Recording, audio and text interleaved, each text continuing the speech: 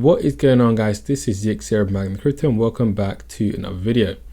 So this video is going to be aimed at those that don't really understand crypto too well. I just want to have a bit of an understanding of what the value in cryptocurrency is. Why is it valued at what it is? Where is it coming from? So this is aimed at them, and just to give them a high level understanding as to what makes crypto valuable.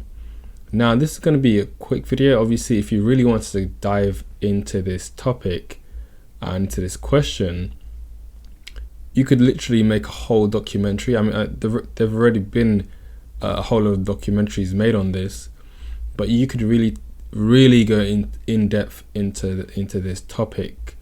But I just want to literally give a high level view on what the value in crypto is, so that those that don't really understand it can just pick it up and have a somewhat understanding of where it is.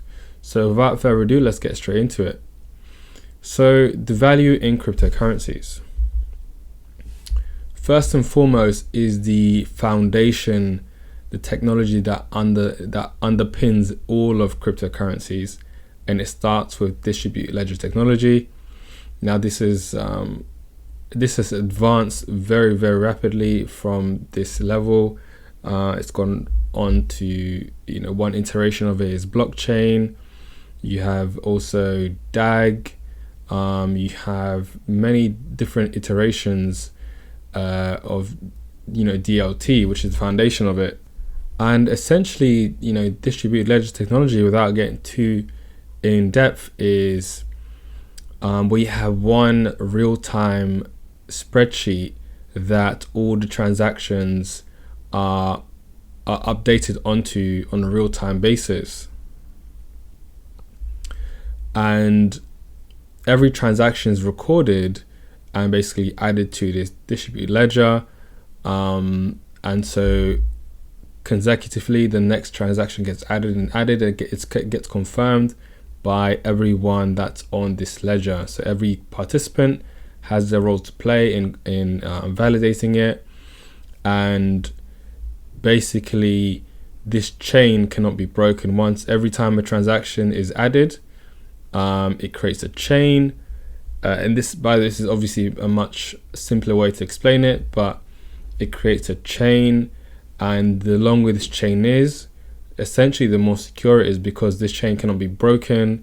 If it is broken, then it creates a whole new chain, which is a different cryptocurrency.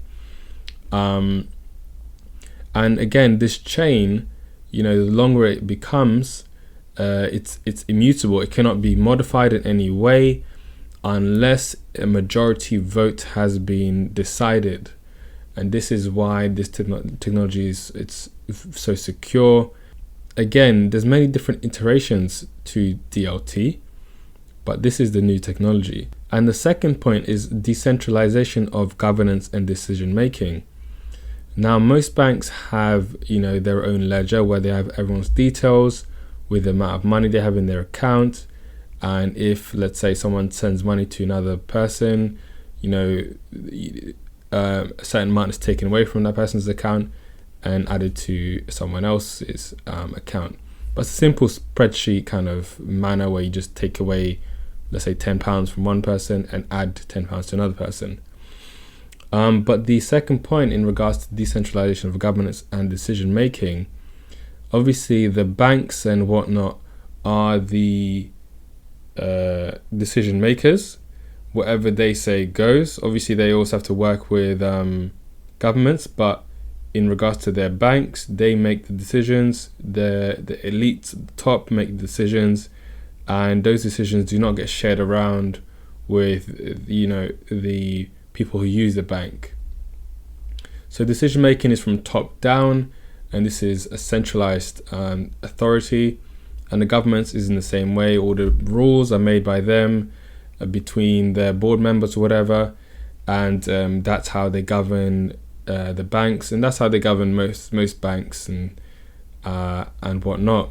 Whereas in crypto, it's decentralized. So decision making is made by everyone, all the participants on the network. You have the ability to vote. Let's say if there was someone wanted to make a change to the network, wanted to make an improvement or a change to the network, this decision would have to be handed out to everyone on the network, and people would vote whether they want that upgrade to happen or not. And so it'd be a case of majority rules, and so everyone has their influence, everyone has their vote to cast. Very different to how banks and huge organizations are run today. So it's a lot more, it involves the public a lot more, the participants a lot more in what happens. So just to finish up on the effects of this, firstly, in regards to the first point, this means that you cannot forge data. For example, there was an incident with Wells Fargo where they literally for years and years created fake accounts of users, and they charged themselves, or they somehow used those fake accounts to create fees and then paid themselves more money in some fraudulent manner or another. And this happened for 10 years or so. They obviously got fined at the end, but it did not cover how much money they made. They still made a lot of money.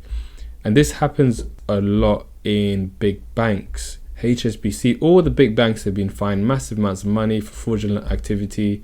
They launder money and just do a lot of fraudulent stuff. Now with DLT and the fact that the data is immutable, it's very difficult to forge this data to create these fake accounts. So that's one big benefit of DLT. There's a lot more transparency, and this will also help in voting. When it comes to voting, especially in more corrupt nations, the fact that it's immutable and more transparent is really going to help with the accuracy of voting. And the next point in regards to decentralization of governance,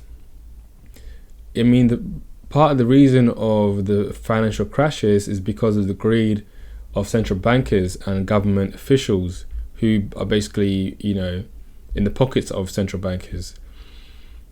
If you have decision making from the top down, they have the power to change laws to favor them and not change laws to favor them. So if there's any law that helps them, they will make sure that it stays that way.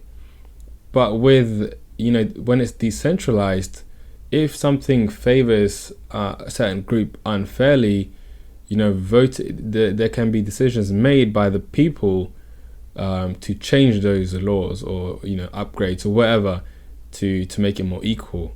So that's a huge point, a huge benefit of these DLT and having it decentralized. So moving on to the next slide, true internet money that is completely native to the internet, unlike fiat currency, which is spreadsheet money and it's programmable money and money with utility. So it is native to the internet because it's made out of code, it's cryptographically secured, and it, unlike fiat currency, because fiat currency in banks at the moment, all it is literally Excel spreadsheets. It's all it is Excel spreadsheets where, as I said, it's not like you're moving money from one account to another. If you made a transfer, all it is on your spreadsheet, it'll be -1, and then it'd be +1 to someone else's spreadsheet. It's not actually the movement of real value, simply adding or subtracting on the spreadsheet. Whereas the likes of Bitcoin is real programmable money, made out of code, and this lives on the internet. It's just pieces of code that lives on the internet, and you can hold it, keep it secure in your wallet. You can send it around, and it will actually move, as opposed to just subtracting and adding digits on a spreadsheet. So this is the first time you have real internet money, which is amazingly valuable. And it's also programmable. So with cryptocurrency, it's given rise to something called smart contracts is one example of programmable money.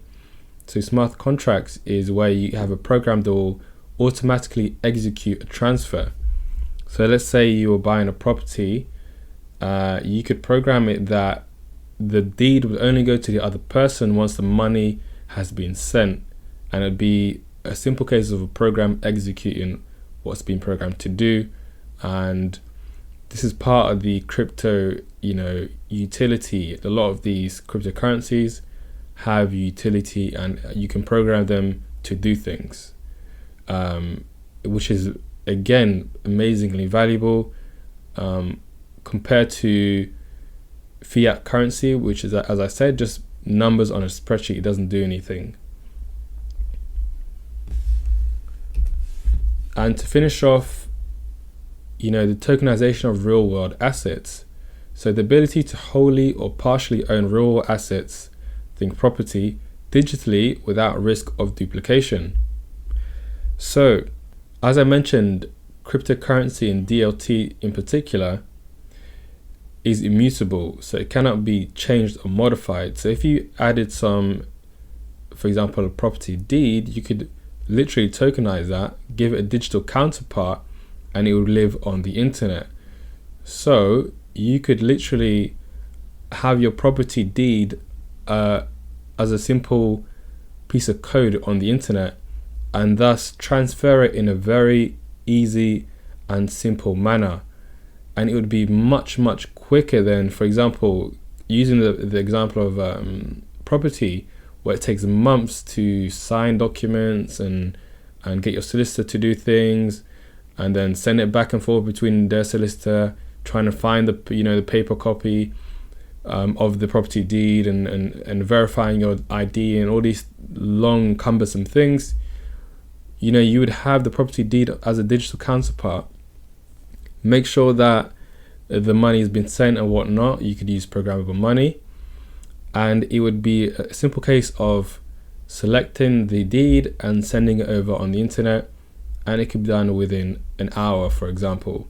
And the amount of fees that you'd save from not having to pay all these solicitors would be completely cut out. And that's the other thing about crypto, is it eliminates the middleman in a lot of cases, because you can send money, for example Bitcoin, from yourself to another person, and all you would need is their Bitcoin address. Whereas right now you need a bank account, they need a bank account. If it's international, you have to pay international fees, and there's a lot of costs involved when you use a middleman. With crypto, there is no need for this middleman. You could literally have your account set up, and they could have their account set up, and all you would have your property deed as some kind of digital counterpart in your wallet somewhere, in your digital wallet, and all you need is their address and send it over to them. We have not gotten to this stage yet, but in the future I'm sure we'll get to that stage. But that is where we are going. So that is the end of the presentation. I hope you've some understanding as to what the value in crypto is, what makes it so valuable. And this is just the surface level of the value that lies within this technology and within this market. And it's constantly improving, constantly changing. New ways to program this money is being invented at a ridiculous rate, and it's very exciting to witness it, but also to profit from it. It's a lot of profit to be made from this, but I hope you got value from that, and I will see you next video. Peace.